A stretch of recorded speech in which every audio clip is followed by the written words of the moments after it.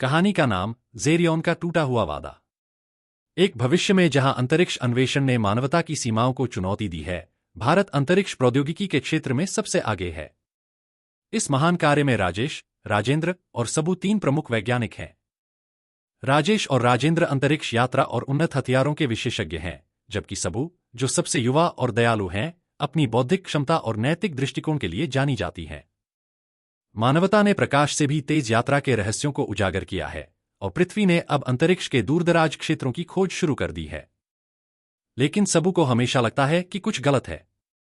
जैसे जैसे वैज्ञानिक सफलता की ओर बढ़ते हैं, वह महसूस करती हैं कि एक बड़ा संकट सामने है, जो सिर्फ पृथ्वी नहीं, बल्कि पूरे ब्रह्मांड के लिए खतरनाक हो सकता है। एक दिन, जब सबू अपने डेटा की समीक्षा कर रही होती हैं, तब उन्हें एक अजीब ग्रह ज़ेरियॉन का पता चलता, जो पृथ्वी से सिर्फ कुछ महीने की यात्रा दूरी पर है। उपग्रहों और दूरबीनों से पता चलता है कि इस ग्रह पर एक अज्ञात प्रजाति का अस्तित्व है। हालांकि यह प्रजाति पत्थर युग जैसी स्थिति में है, जो काफी अजीब लगता है। यह खोज वैज्ञानिक समुदाय के बीच रोमांच का कारण बनती है। इस ग्रह पर प्राकृतिक संसाधनों की भरमार है और इसके दोहन से पृथ्वी को बहुत लाभ हो सकता है।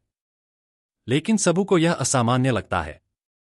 वह चेतावनी देती हैं कि इस प्रजाति से संपर्क करना खतरनाक हो सकता है, लेकिन राजेश और राजेंद्र के नेतृत्व में भारत सरकार इस मिशन को आगे बढ़ाने का निर्णय लेती है।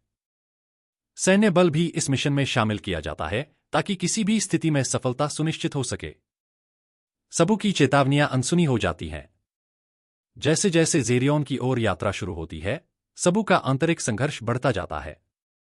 वह देखती हैं कि मिशन का उद्देश्य लाभ अर्जित करना और संसाधनों का दोहन करना है, न कि सामान्य जीवन के साथ संपर्क करना। वह सैन्य शक्ति की बढ़ती भागीदारी को लालच के रूप में देखती हैं। सबू की चेतावनियां अनसुनी होती हैं, और जैसे ही टीम ज़ेरियॉन की ओर बढ़ती है, सबू के मन में अंतरिक्ष के एक और हिस्से की गहरी खोज की तीव्रता महसूस होने लगती है। ज़ेरियॉन पर पहुंचते ही टीम को एक अजीब सी स्थिति का सामना करना पड़ता है। ग्रह पर एक प्रारंभिक युग की प्रजाति बसती है। ये प्रजातियां शांति से रहती हैं, उनके पास कोई हथियार नहीं है और वे प्रकृति के साथ सामंजस्यपूर्ण जीवन जीते हैं। लेकिन सबू को ब्रह्मांडीय ताकत का एहसास होता है, जो उन्हें लगातार देख रही है। यह ग्रह बहुत सुंदर है, लेकिन उसे लगता है कि कुछ तो गलत है। राजेश और राजेंद्र को ज़ेरियॉन के संसाधन इतने आकर्षक लगते हैं कि वे ग्रह पर कब्जा करने और वहां की प्रजातियों को विनाश करने का निर्णय लेते हैं। सबू बहुत परेशान हो जाती है और उन दोनों को चेतावनी देती है, लेकिन उसकी बात को नजरअंदाज कर दिया जाता है। पृथ्वी की सैन्य ताकत का पूरा इस्तेमाल करते हुए राजेश और राजेंद्र ज़ेरियॉन पर हमला करते हैं। ज़ेरियॉन की शांति को समाप्त कर दिया जाता है और ग्रह की प्रजातियों को समाप्त कर दिया जाता है। उनका संसार नष्ट हो जाता है और इस ग्रह के सभी संसाधनों का दोहन कर लिया जाता है। सबू इस विनाश से व्यथित होती है, लेकिन वह कुछ नहीं कर पाती। जब टीम वापस पृथ्वी पर लौटती है, तो उन्हें लगता है कि उन्होंने बड़ी विजय प्राप्त की है। ज़ेरियॉन के संसाधन पृथ्वी के लिए एक बड़ी सफलता बन जाते हैं। लेकिन सबू को भीतर से यह गलत महसूस होता है। उन्हें लगता है कि अब जो होने वाला है, वह बहुत बड़ा संकट है। जब पृथ्वी वापस लौटती है, तभी एक अत्यधिक उन्नत सभ्यता दिखाई देती है, जो पहले से ही पृथ्वी की गतिविधियों पर नजर रख रही थी। ये सभ्यताएं ब्रह्मांडीय संरक्षक हैं, और उनका कार्य है यह सुनिश्चित करना कि केवल वे ही सभ्यताएं अंतरिक्ष में प्रवेश करें जो शक्ति का सही उपयोग कर सकती हैं। वे बताते हैं कि ज़ेरियॉन सिर्फ एक परीक्षण था। पृथ्वी ने असंवेदनशीलता और लालच से उस परीक्षण में असफल हो गया।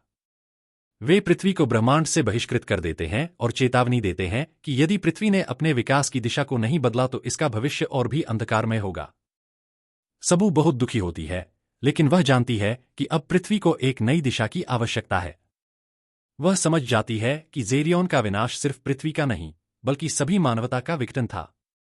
वह अब समझने लगी है कि ब्रह्मांडीय शक्ति दूसरों की रक्षा में है, न कि उन्हें नष्ट करने में। अब सबू के भीतर एक नया प्रेरणा जागृत होती है। वह पृथ्वी को सिखाना चाहती है कि संसाधनों का दोहन करने के बजाय उन्हें संरक्षित किया जाए। वह धरती के नेता के रूप में उभरती है, जो मानवता को एक नई दिशा दिखाती है। सबू विश्वास करती है कि अगर पृथ्वी अपनी गलतियों से सीखे, तो भविष्य में वह फिर से अंतरगैलेक्टिक समुदाय का हिस्सा बन सकती है। लेकिन इसके लिए उसे शांति, समझ और समानता की दिशा में कदम बढ़ाने होंगे। कहानी के अंत में सबू आसमान की ओर देखती है, यह जानकर कि ब्रह्मांड अभी भी मानवता का इंतजार कर रहा है, लेकिन केवल अगर पृथ्वी अपनी गलतियों से सीखे और सुधारने की दिशा में कदम बढ़ाए।